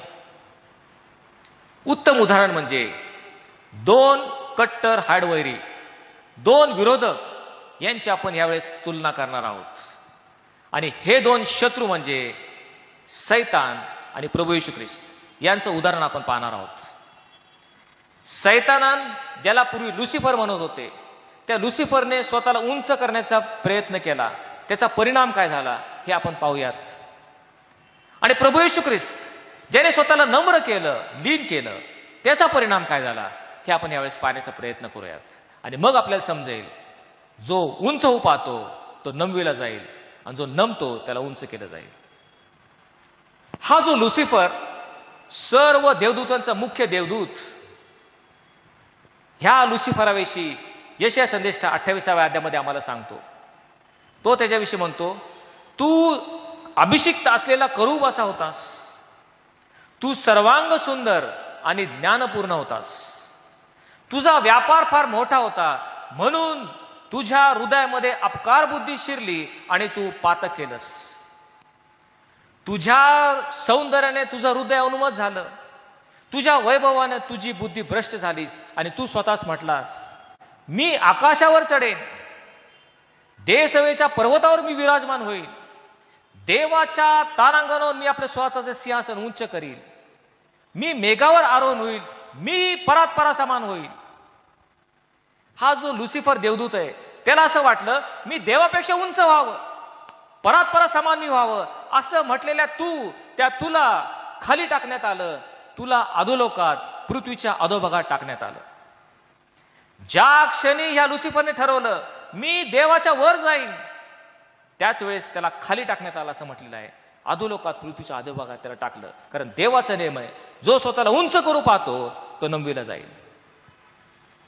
त्याच्या उलट प्रभू येशू ख्रिस्त की ज्याच्याविषयी फिलिप्पेकरास पत्र याचं 2 अध्याय 5 वचन आम्हाला सांगतं, हा प्रभू येशू देवाच्या स्वरूपाचा असूनही देवा समान असणं हा लाभ त्याने मानला नाही, तर त्याने स्वतःला रिक्त केलं. म्हणजे मनुष्याच्या प्रकृतीचं होऊन माणसाचं स्वरूप धारण केलं आणि मनुष्याच्या प्रतिरूपाचं होऊन मरण आणि ते वधस्तंभावरील मरण हे त्यांनी सोसलं. हा जो प्रभू येशू ख्रिस्त देवाचा एकुलता एक पुत्र स्वर्गामध्ये विराजमान होता, तो किती नमवला गेला, किती नम्र झाला हे आपण या ठिकाणी पाहत आहोत. देव मनुष्य झाला, त्यांनी माणसाचं स्वरूप धारण केलं. एक अमर सर्वसमर्थ देव मर्त्य मनुष्य झाला, त्याने दासाचं स्वरूप धारण केलं. केवळ मनुष्यच नाही तर मनुष्यातली सर्वात खालची पातळी म्हणजे दास किंवा गुलाम असा तो झाला. आणि मरण आणि ते वधस्तंभावरील मरण, की जे मरण म्हणजे अपराध्यांचं मरण, त्याने स्वतःला अपराध्यांमध्ये गणू दिलं. अशा प्रकारे एक अपराधी म्हणून तो वधस्तंभावर खेळला गेला. इतका तो नम्र आणि लीन झाला. मग पुढे असं म्हटलेलं आहे, म्हणून देवाने त्याला अतिउच्च केलं आणि सर्व नावापेक्षा जे श्रेष्ठ नाव ते त्याला दिलं. यात हेतू हा की स्वर्गात, पृथ्वीवर आणि पृथ्वीखाली प्रत्येक गुडघा त्याच्या नावाने टेकला जावा आणि प्रत्येक जिभेने कबूल करावं की येशू ख्रिस्त हाच प्रभू आहे. ज्यावेळेस येशू ख्रिस्त नम्र आणि लीन झाला, नमला गेला, त्यावेळेस देवाने त्याला अतिउच्च केला असं म्हटलेलं आहे. कारण हा देवाचा नियम आहे, जो कोणी उंच होऊ पाहतो तो नमविला जाईल आणि जो कोणी नम्र होतो त्याला उंच केलं जाईल. हा ख्रिस्ती जीवनातील विरोधाभास आहे, हे आम्ही लक्षात ठेवलं पाहिजे. आणि म्हणून आपण पाहतो आम्हाला नम्रता आणि लीनता प्रभू येशू ख्रिस्ताने शिकवलेल्या आहे. एकदा प्रभू येशू ख्रिस्ताचे 2 शिष्य याकोब आणि योहान यांची आई सलोमी त्यांना घेऊन प्रभूकडे आली आणि ती प्रभूला म्हटली, तुमच्या वैभवामध्ये, तुमच्या वैभवी राज्यात ह्या माझ्या 2 पुत्रांना एकाला आपल्या उजवीकडे आणि एकाला आपल्या डावीकडे असावं अशी मी आपल्याला विनंती करते. त्यावेळेस प्रभूने तिला काय उत्तर दिलं? तो म्हटला, तू काय मागतेस हे तुला कळत नाही, कारण ह्या जागा कुणाला द्याव्यात ह्या माझ्या अधिकारात नाहीत, पित्याने त्या ठरवून दिलेल्या आहेत. माझ्या वैभवी राज्यामध्ये माझ्या उजवीकडं आणि माझ्या डावीकडं कोण असावं हे माझ्या अधिकारामध्ये नाही, पित्याने ते ठरवून दिलेलं आहे. आणि मग आपल्याला थोडासा विचार पडतो, खरोखर ज्यावेळेस प्रभू येशू ख्रिस्त त्याच्या स्वर्गीय वैभवाने तो येईल त्यावेळेस त्याच्या उजवीकडं आणि डावीकडं कोण असेल? या प्रश्नाचं उत्तर देणं फारसं अवघड नाही. त्याच्या उजवीकडे डावीकडे कोण 2 व्यक्ती असतील? येशूच्या खालोखाल या भूतलावर ज्यांनी स्वतःला नम्र आणि लीन केलेलं आहे तेच त्याच्या उजवीकडे आणि डावीकडे असणार आहेत.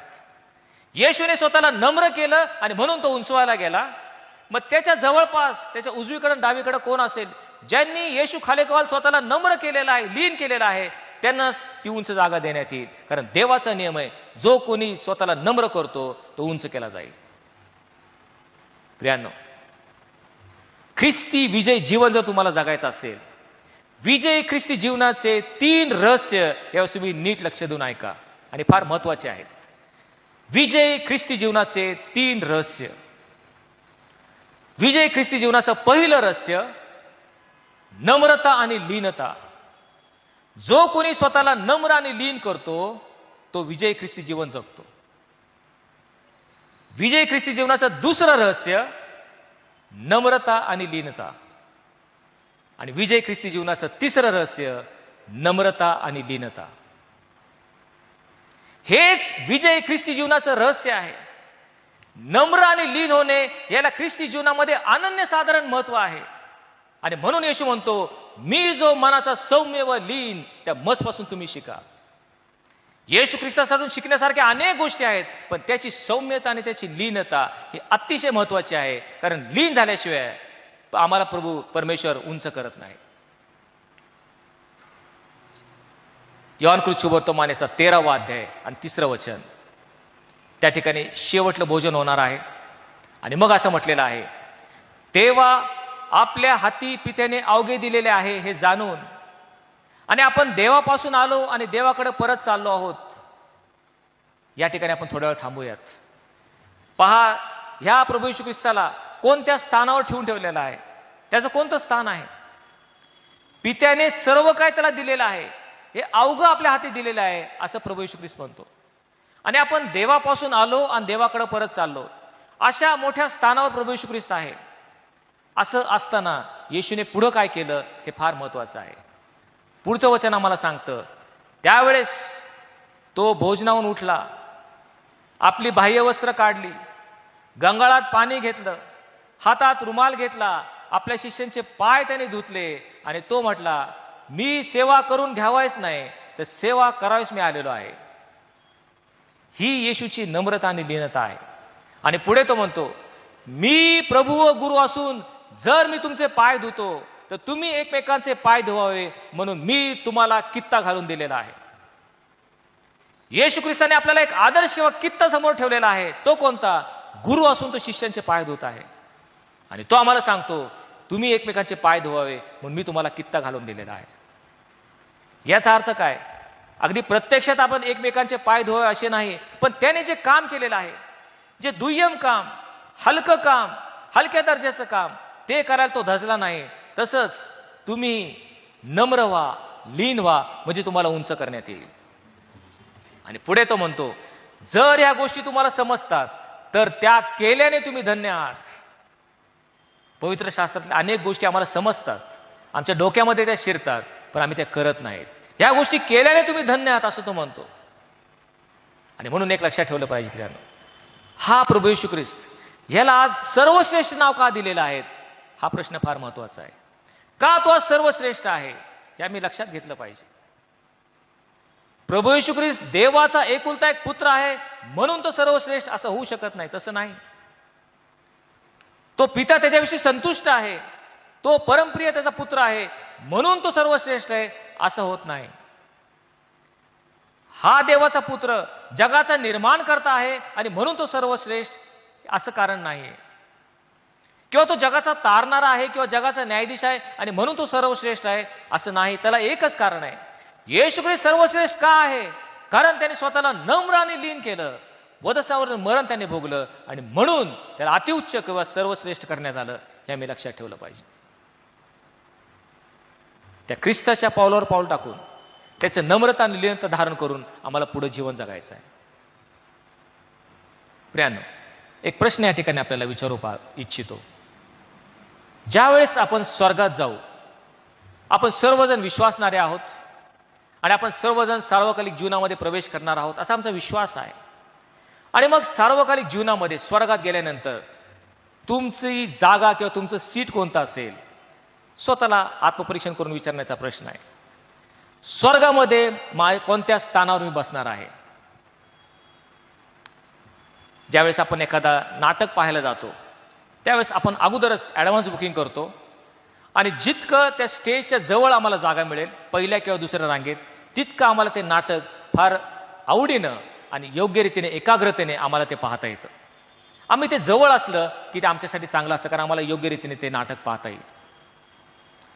स्वर्गामध्ये आपण जाणार आहोत. स्वर्गामध्ये जे देवदूत आहेत त्यांची संख्या आयुतांची आयुत आणि शस्त्रांची शस्त्र मोजता येणार नाही तेवढे देवदूत आहेत. त्याच्यावर जे विश्वासदार आहेत ते देखील स्वर्गात जाणार. मग तुम्ही समजा स्वर्गात गेलाच, तुम्ही आणि मी, आम्हाला समजा 100त 35% मार्क पडून कसं बस आम्ही स्वर्गात गेलो, आमचं स्थान कुठं असणार आहे? प्रभू येशू ख्रिस्त त्या स्वर्गीय सिंहासनावर विराजमान आहे, त्याच्यासमोर जवळजवळ कितीतरी हजारो लोक आहेत आणि आम्ही जर शेवटच्या त्या रांगेमध्ये असू की त्या ठिकाणून आम्हाला प्रभू येशू ख्रिस्त नीट दिसत देखील नाही, अस्पष्टपणे काहीतरी त्याचा चेहरा दिसतो, तर तुम्हाला स्वर्गामध्ये कसं वाटणार आहे? ज्यावेळेस निवडणुकीच्या प्रचार सभा होतात त्यावेळेस तो नेता त्या ठिकाणी आलेला असतो, त्याला बघायला हजारोंच्या संख्येने गर्दी झालेली असते. आणि जर तुम्ही कुठेतरी मागा असाल, त्या नेत्याचं बोलणं तुम्हाला नीट ऐकू येत नाही, त्याचा चेहरा तुम्हाला स्पष्टपणे दिसत नाही, आजूबाजूला संपूर्ण गडबड चालू असते आणि म्हणून तुम्ही त्या सभेमध्ये समरस होऊ शकत नाही, एकाग्र होऊ शकत नाही. ती स्थिती जर आमच्या स्वर्गामध्ये झाली तर आमचा नंबर कुठेतरी मागा लागलेला आहे, येशू ख्रिस्तापासून खूप दूर असेल तर आम्हाला कसं वाटेल? मला तर स्वर्गामध्ये जायचंय, पण जितकं येशू ख्रिस्ताच्या जवळ मला जाता येईल, त्याच्या उराशी टेकून मला बसायचं असेल तर मला काय करावं लागेल? याचं उत्तर योहान प्रगटीकरणाचा 3रा अध्याय आणि 21व्या वचनामध्ये देतो. त्या ठिकाणी प्रभू येशू ख्रिस्त स्वतः सांगत आहे, तो म्हणतो, जसा मी विजय मिळवून माझ्या पित्याच्या राजासनावर मी बसलो, तसा जो विजय मिळवेल त्याला मी आपल्या राजासनावर आपल्या बरोबर बसू देईल. ह्या जीवनामध्ये जो विजय मिळवेल, जो नम्र आणि लीन होईल, त्याला प्रभू येशू ख्रिस्त अतिउच्च करणार आहे. जो विजय मिळवेल त्याला प्रभू म्हणतो, मी आपल्या राज्यासनावर माझ्या जवळ, माझ्या उराशी, माझ्या कुशीत मी बसू देईल. हे ख्रिस्ती जीवनाचं रहस्य आहे. नुसतं स्वर्गात जायचं नाही, तर जितकं येशूच्या राज्यासनावर बसण्याची मला संधी मिळेल तितकं आम्हाला जवळ गेलं पाहिजे. मार्ग कोणता आहे? मार्ग एकच आहे. जो स्वतःला जितकं नम्र आणि लीन करेल तितका तो वर अधिक उंचवला जाईल. हे देवाचं त्या ठिकाणी नियम आहे. हा देवाचा नियम आहे, तो कुणासाठी बदलत नाही. आणि म्हणून ख्रिस्ती जीवनातील विरोधाभास आम्ही लक्षात ठेवला पाहिजे. जितकं आम्हाला उंच व्हायचंय तितकं नमविलं जाईल, जितकं आम्ही नम्र होऊ तितकं आम्हाला उंच केलं जाईल.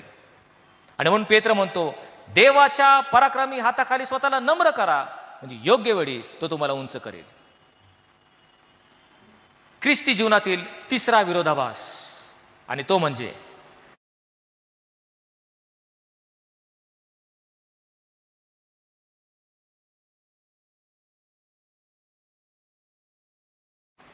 जिवंत राहण्यासाठी रोज मरणं गरजेचं आहे. तुम्हाला जर सार्वकालिक जीवन हवं आहे, या भूतलावर रोज मेलं पाहिजे. ख्रिस्ती जीवनातील विरोधाभास आहे. This is a Christian life paradox. 2 Timothy 2:11 म्हटलेलं आहे, जर आपण त्याच्याबरोबर मेलो तर त्याच्याबरोबर आपण जिवंतही राहू. त्याच्याबरोबर जिवंत राहायचंय, तुम्हाला या ठिकाणी रोज मेलं पाहिजे. आणि म्हणून आज आपण सुवर्तमान वाचलं.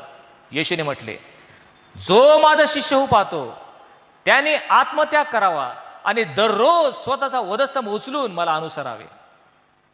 स्वतःचा वधस्तंभ उचलून ख्रिस्ताला अनुसरणे आहे. स्वतःचा वधस्तंभ कशासाठी? मी, माझा आणि मला त्या वधस्तंभावर खेळण्यासाठी. माझी इच्छा, माझी योजना, माझी महत्वाकांक्षा हे सर्व त्या वधस्तंभाला खेळून माझ्या नाही पण देवाच्या इच्छेप्रमाणे जो जीवन जगतो त्यालाच त्या जीवनामध्ये प्रवेश मिळू शकतो. जीवन हवं आहे, रोज इथं मेलं पाहिजे. This is a Christian life paradox. प्रियांनो, प्रत्येक ख्रिस्ती विश्वासणाऱ्यांच्या अंतःकरणामध्ये एक सिंहासन आहे आणि एक वधस्तंभ आहे. There is a throne and a cross in the heart of every Christian. तुम्ही जर त्या सिंहासनावर बसलेले आहात, याचा अर्थ या जीवनाचं राज्य तुम्ही स्वतः करत आहात. तुमची इच्छा, तुमची योजना, तुमची महत्वाकांक्षा, तर मग आज पुन्हा एक वार तुम्ही ख्रिस्ताला त्या वधस्तंभावर खेळलेला आहे.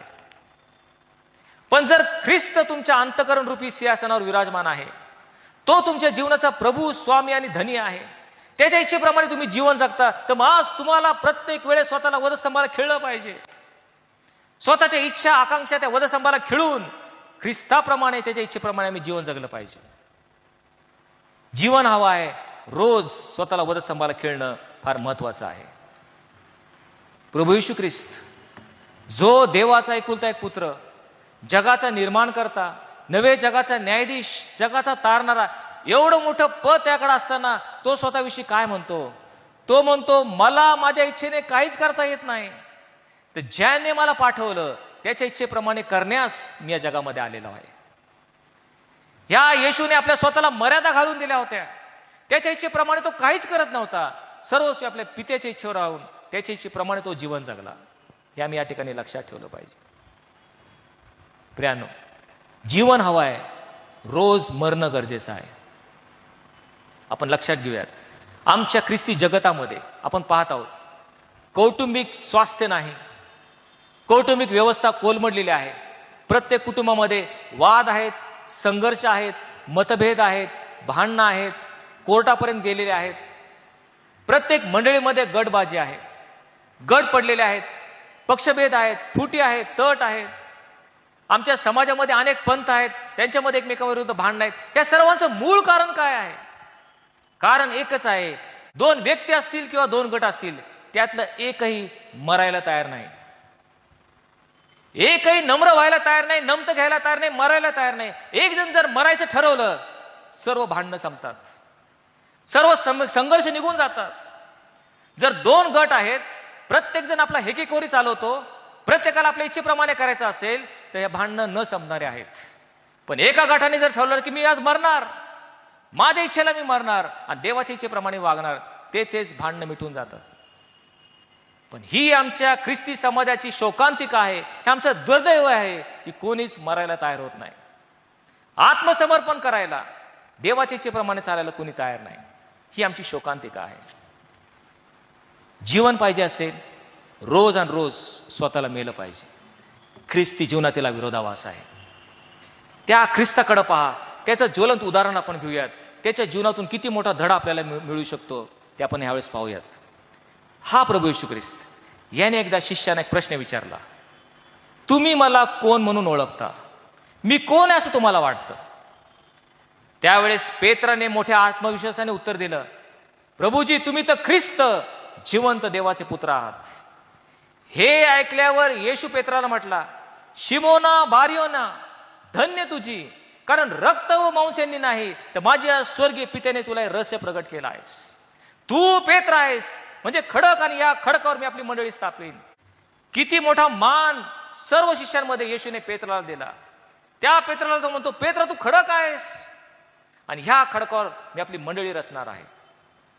असा मान दिल्यानंतर लगेचच येशू त्याच्या स्वतःविषयी सांगू लागला. तो म्हटला, आता मनुष्याच्या पुत्राला यरुशलेमेत जाऊन शास्त्रीय व परुषी यांच्याकडून बहुत दुःखे सोसून त्याला जीवे मारले जावे आणि तिसऱ्या दिवशी त्याने पुन्हा उठविले जावे, हे अगत्याचे आहे.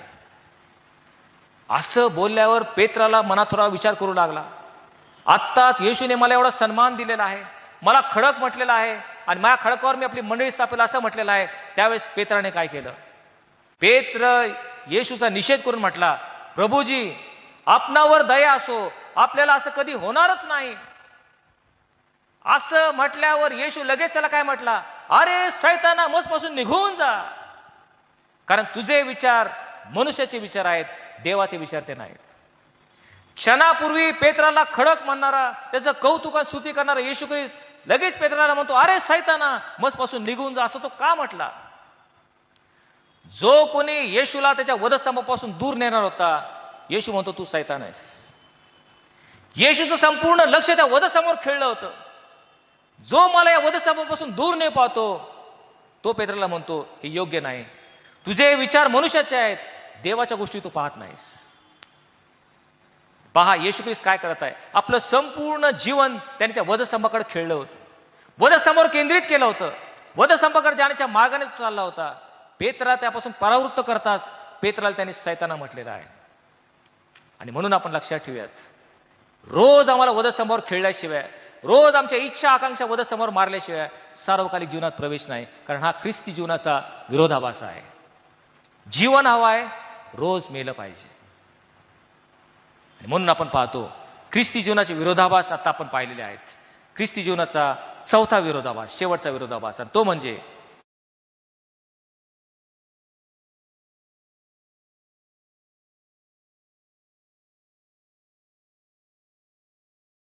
सैतानाचा दूत हा देवाची देणगी असू शकते.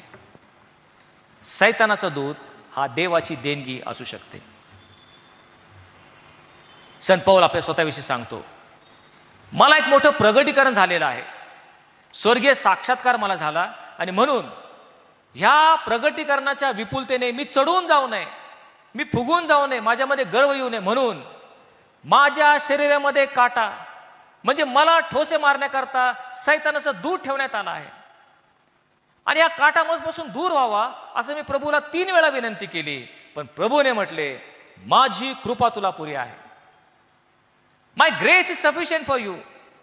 हे पौला, हा जो सैतानाचा दूत आहे, हा जो शारीरिक व्याधी तुझ्यामध्ये आहे, ज्या यातना आणि वेदना तुला होतात, हा काटा मी तुझ्यापासून काढून घेतलास तर तुझ्यामध्ये नम्रता राहणार नाही, तुझ्यामध्ये गर्व आणि अहंकार येईल, तू फुगून जाशील, आणि म्हणून तुला नम्र आणि लीन ठेवण्यासाठी मला हा सैतानाचा दूत तुझ्या शरीरामध्ये ठेवावा लागणार आहे.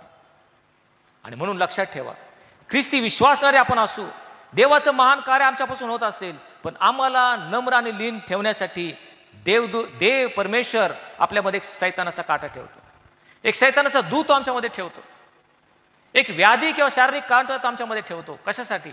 आम्ही नम्र आणि लीन व्हावं. कारण देवाचा एक नियम आहे, देव गर्विष्ठांना विरोध करतो आणि लीनांवर तो कृपा करतो. जोपर्यंत आम्ही नम्र आणि लीन आहोत तोपर्यंत देवाची कृपा, देवाची दयादृष्टी आमच्यावर असते. पण ज्या दिवशी आमच्यामध्ये गर्व आणि अहंकार येईल त्याच वेळेस देव आमच्या विरोधात जातो. आणि याचं उत्तम उदाहरण म्हणजे देवाचा सेवक मोशे. या मोशेविषयी पवित्र शास्त्र आम्हाला सांगतं, त्याच्यासारखा नम्र मनुष्य त्या भूतलावर कोणी नव्हता. इतका नम्र हा मोशे आहे. ज्या वेळेस इस्रायल लोकांनी परमेश्वराविरुद्ध कुरकुर केली, परमेश्वर मोशेला म्हटला, तू आता बाजूला सरक, मी या सर्वांना भस्म करतो आणि तुझ्यापासून एक मोठे राष्ट्र निर्माण करेन.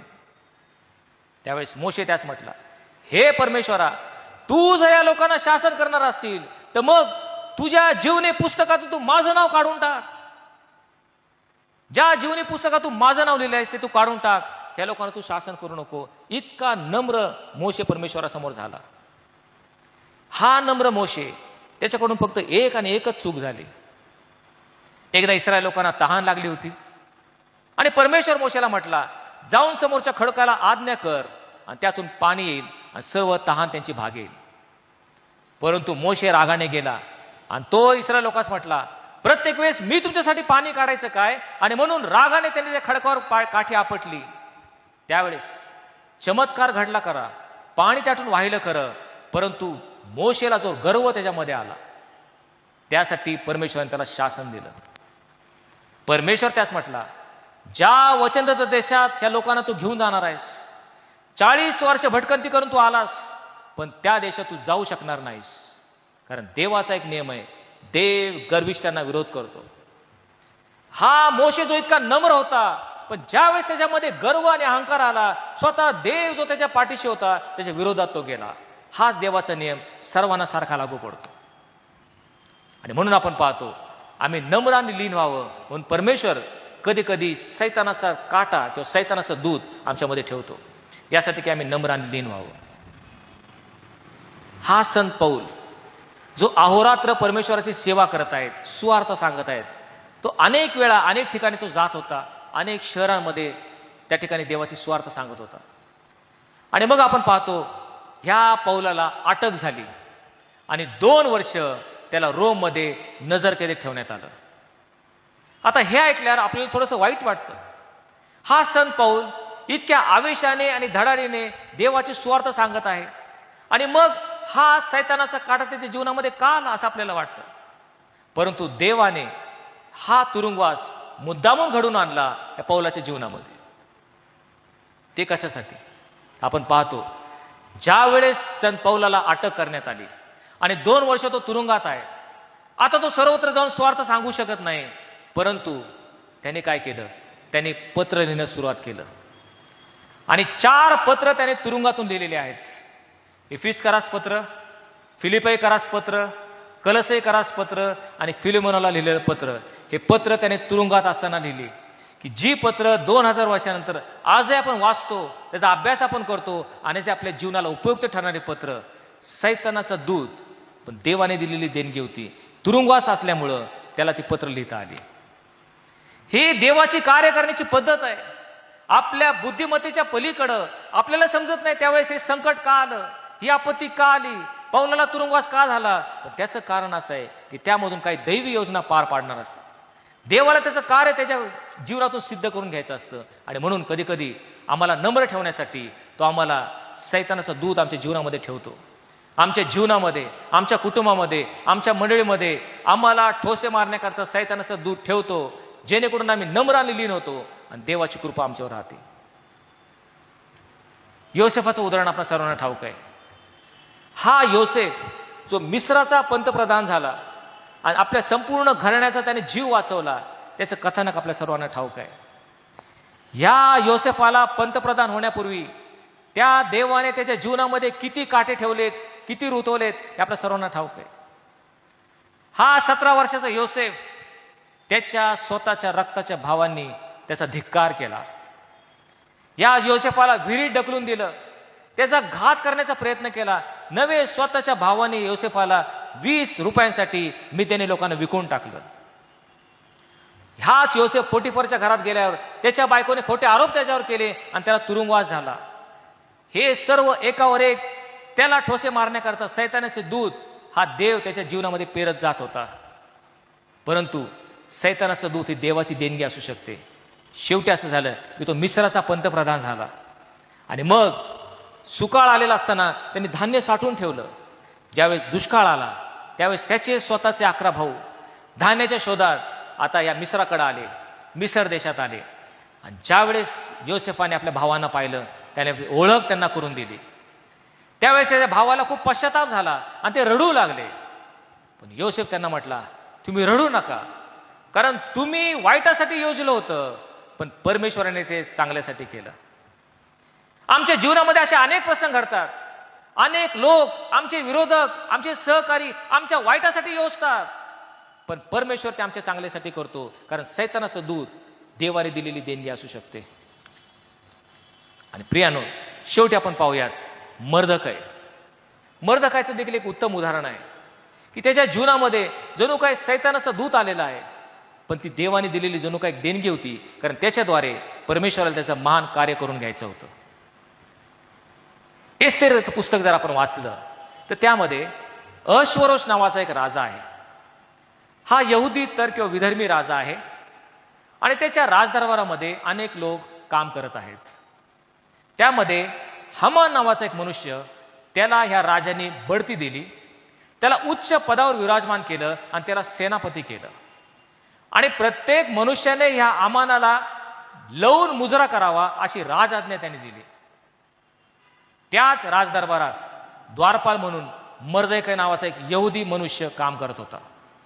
आणि हा मर्दकाय हामानाला कधीच लवून मुजरा करत नसत, कारण तो म्हणे, मी जिवंत परमेश्वराचा सेवक आहे, कुठल्याही मनुष्यासमोर मी लवून मुजरा करणार नाही. आणि ह्याचा हामानाला फार राग येत होता. हामान क्रोधाविष्ट होत होता, कारण हा मर्दकाय हामानाला कधीच वाकून मुजरा करत नव्हता. ही गोष्ट हामानाने आपला मित्र आणि त्याची पत्नी जेरेश याला जाऊन सांगितली. त्यावेळेस त्याच्या मित्राने त्याला सल्ला दिला, तू एक 50 फूट उंचीचा खांब तयार कर आणि मग जाऊन राजाला तू सांग, हे राजा, हा मर्दकाय तुमची राजआज्ञा मोडत आहे, तो मला नमन करत नाही, आणि अशा प्रकारे 50 फुटी खांबावर त्याला तू फाशी दे, असा सल्ला या मित्रांनी या हामानाला दिला. आणि त्याच्या सल्ल्यानुसार हामानाने मर्दकायला फाशी देण्याचं ठरवून 50 फुटाचा खांब तयार करून ठेवला. आणि मग आता तो राजाकडे येत आहे ह्या मर्दकायाविषयी तक्रार करायला की तो मला नमन करत नाही, राजआज्ञा मोडतो, म्हणून त्याला तुम्ही या खांबावर फाशीच द्यावं. प्रियानो, ह्या मर्दकायाच्या जीवनामध्ये एक सैतानाचं दूत आता येऊ पाहत होता. सैतानी काटा त्या ठिकाणी आलेला आहे. याच ठिकाणी आपल्या कथेला एक कलाटणी मिळते. एस्तेरचं पुस्तक याचा 6वा अध्याय आणि पहिलंच वचन, त्या रात्री राजाची झोप उडाली. त्या रात्री राजाची झोप उडाली. अश्वरोष राजाला झोप येईना आणि म्हणून त्याने हुकूम सोडला, इतिहासाचं पुस्तक आणून माझ्यासमोर वाचावं. इतिहासाचं पुस्तक आणण्यात आलं आणि त्याच्यासमोर वाचण्यात आलं. त्या ठिकाणी असं लिहिलं होतं, राजाचे 2 खोजे ज्यांचं नाव बिनहातीन आणि तेरेश यांनी राजाचा वध करण्याचा कट केला होता. हा कट मर्दकायाने उघडकीस आणला आणि राजाला कळवलं. त्यावेळेस हे कट उघडकीस आल्यावर त्या दोघांना अटक झाली आणि राजाचा जीव वाचला, असं इतिहासाच्या पुस्तकात लिहिलं होतं. तेव्हा राजाने विचारणा केली, ह्या मर्दकायाने माझा जीव वाचवला, तो कट उघडकीस आणला, त्याबद्दल मर्दकायाचा काय गौरव किंवा काय सन्मान केला काय? त्याला उत्तर मिळालं, कुठलाही त्याचा सन्मान झाला नाही. या मर्दकायाचा सन्मान करावा असं राजाला वाटलं आणि तो विचार करत असतानाच हा हामान त्याच मर्दकायाला फाशी देण्याचा कट रचून राजदरबारात आला. त्यावेळेस राजाने हामानास म्हटलं, हामाना, जर राजाला कोणाचा सन्मान किंवा गौरव करावं असं जर मर्जीस आलं तर त्याचा सन्मान कसा करावा, हा प्रश्न राजाने हामानाला विचारला. हामान मनात विचार करू लागला, मी जो राजाचा सेनापती, माझ्याशिवाय कोणाचा सन्मान राजा करणार, माझा सन्मान राजा करू इच्छितो. आणि म्हणून असा विचार मनात करत हामान राजाला म्हटला, या मनुष्याचा सन्मान करायचा राजाच्या मर्जीस आलंय, त्या मनुष्याला राजा जो घालतो तो पोशाख घालावा, राजा जो राजमुकुट घालतो तो राजमुकुट त्याला घालावा, राजाच्या घोड्यावर त्याला बसवावं, संपूर्ण नगरातून त्याची मिरवणूक काढावी आणि पुढे कुणीतरी ललकारावं की ज्या मनुष्याचा राजा सन्मान करू इच्छितो तो अशा प्रकारे. असं म्हटल्यावर राजा हामानास म्हटला, त्वरा कर, हा माझा पोशाख घे, माझा राजमुकुट घे, जा त्या दाराकडे मर्दकाय उभा आहे, त्या मर्दकायाला माझ्या घोड्यावर बसव, माझा पोशाख त्याला घाल, माझा राजमुकुट घाल आणि त्याची संपूर्ण मिरवणूक काढून त्याचा गौरव कर.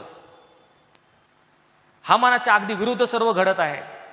त्या मर्दकायचं गौरव करण्यात आलं, मोठी मिरवणूक काढण्यात आली आणि ती मिरवणूक झाल्यानंतर एका मनुष्याने राजास सांगितलं, महाराज, ज्या मर्दकायचा तुम्ही आता सन्मान केला त्याच मर्दकायाला ठार मारण्यासाठी या हामानाने 50 फूट उंचीचा खांब तयार केला आहे. असं म्हटल्यावर राजा क्रोधाविष्ट झाला आणि त्याने त्या हामानाला त्याच खांबावर फाशी देण्याची शिक्षा दिली आणि तो हामान त्या खांबावर फाशी देऊन मरण पावला. सैतानाचं दूत देवाची देणगी असू शकते. अनेक वेळा आमच्या जीवनामध्ये अनेक संकट येतात, आपत्ती येते, परंतु अंती आपण पाहतो की आमच्या हितासाठी ते असतं. कारण प्रभूचं वचन आम्हाला सांगतं, जे देवावर प्रीती करतात म्हणजे त्याच्या संकल्पप्रमाणे बोलवलेल्या सर्व गोष्टी मिळून, देवाच्या करुणेने सर्व गोष्टी मिळून कल्याणकारक होतात. आणि म्हणून आज आपण पाहिलं प्रियांनो, 4 ख्रिस्ती जीवनातील विरोधाभास हे आपण या ठिकाणी पाहिलेले आहेत. आणि म्हणून आपण पुन्हा एक त्याचा आपण विचार करूयात. तुम्हाला काय हवं असेल प्रथम दिलं पाहिजे. जर तुम्हाला कोणती गोष्ट हवी असेल तर प्रथम दिलं पाहिजे. ख्रिस्ती जीवनातील पहिला विरोधाभास. तुम्हाला उंच जायचं आहे, तुम्हाला नम्र झालं पाहिजे. तुम्हाला जर जीवनात प्रवेश करायचा असेल तुम्हाला मेलं पाहिजे. आणि सैतानाचा दूत हा देवाची देणगी असू शकते.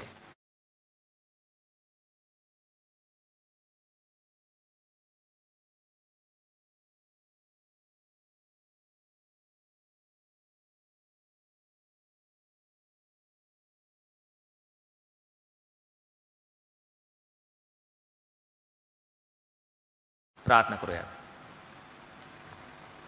ख्रिस्ती जीवनातील विरोधाभास प्रभू तू आम्हाला दाखवलेले आहेस. होय, तुझं वचन किती जगाच्या राहाटी विरुद्ध आहे. प्रभू, हे जीवन जगत असताना तुझ्या इच्छेप्रमाणे जगण्यास आम्हा प्रत्येकाला तू सहाय्य कर. धन्यतार प्रभू येशू ख्रिस्त, याच्या नावाने मागितलं म्हणून तो ऐक. आमेन.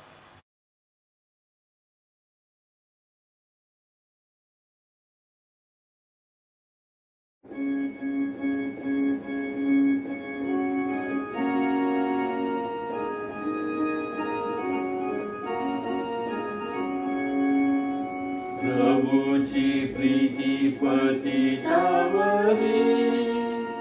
शास्त्रात वर्णिली पहा खरी. तेथे आढळली सुवार्ताही, ख्रिस्त हाताळील मजलाही. आता सदा आनंदित मी, मजलाही ख्रिस्तकारी. आता सदा आनंदित मी, सुवर्ण प्रीती. मजलाच्या रस उधाराया, प्रेमे तो आला जरी राहाया. प्रेमेच खांबी प्रभू टांगला, म्हणून तो अति प्रिय मला. आता सदा आनंदित मी, मजलाही ख्रिस्तकारी.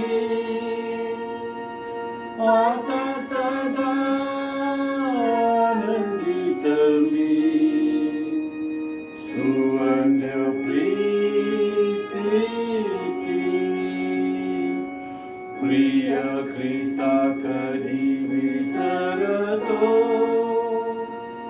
तरी तो मला नची सोडितो ही अनिवार प्रीती स्मरुणी शरण जातो त्या मिरडुनी आता सदा आनंदित मी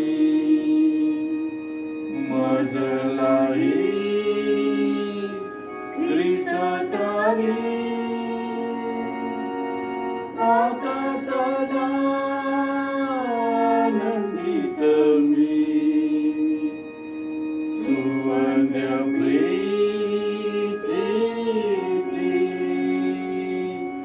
कशी ती प्रीती कळे तुझला कोणी विचारी जरी नजला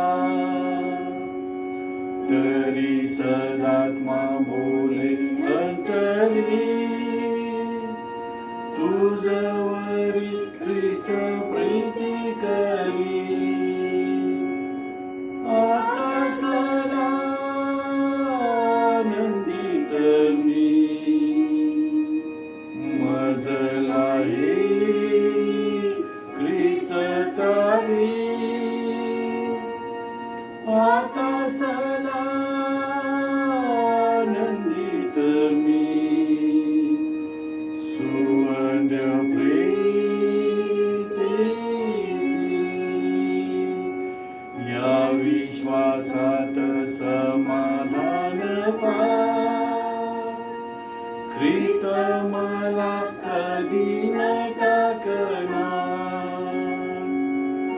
सैतान सत्ता जीवती जेव्हा मी वर्णी ख्रिस्ताची प्रीती आता सदा आनंदित मी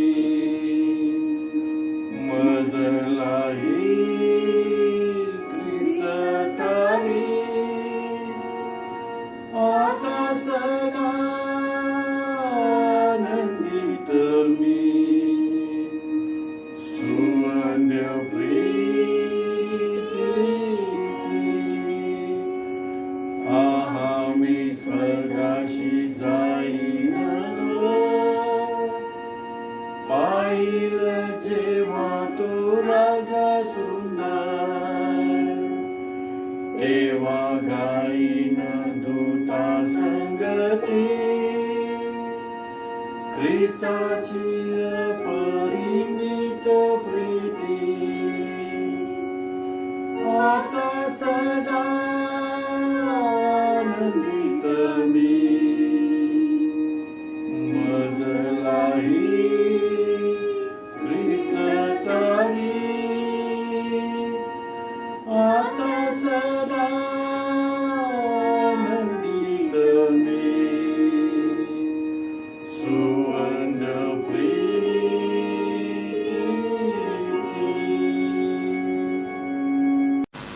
यावेळेस आपण सर्वजण मिळून प्रभूने शिकवलेली प्रार्थना यावेळेस म्हणूयात. हे आमच्या स्वर्गातील बापा, तुझे नाम पवित्र मानले जाऊ, तुझे राज्य येऊ, जसे स्वर्गात तसे पृथ्वीवर. तुझ्या इच्छेप्रमाणे हो. आमची रोजची भाकर आज आम्हास दे, आणि जशी आम्ही आपल्या अपराध्यांची क्षमा करतो तशीच तू आमच्या अपराधांची क्षमा कर, आणि आम्हास परीक्षेत आणू नकोस तर आम्हास वाईटापासून सोड, कारण की राज्य, सामर्थ्य आणि गौरव ही सर्व काळ तुझीच आहे. आमेन.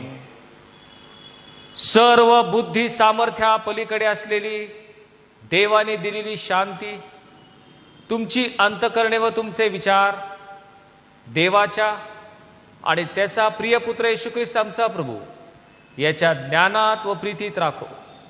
आणि सर्व समर्थ देव जो पिता, देव जो पुत्र आणि देव जो पवित्र आत्मा याचा आशीर्वाद तुम्हावर असो, आणि इथून पुढे सदा सर्व काळ तुम्हा सह राहो.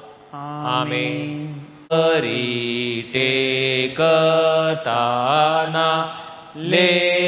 लेकराला सुख फार येशू पाशी राहताना हर्ष वाटतो अपार देव बोले प्रेमे फार टाकी माझ्या व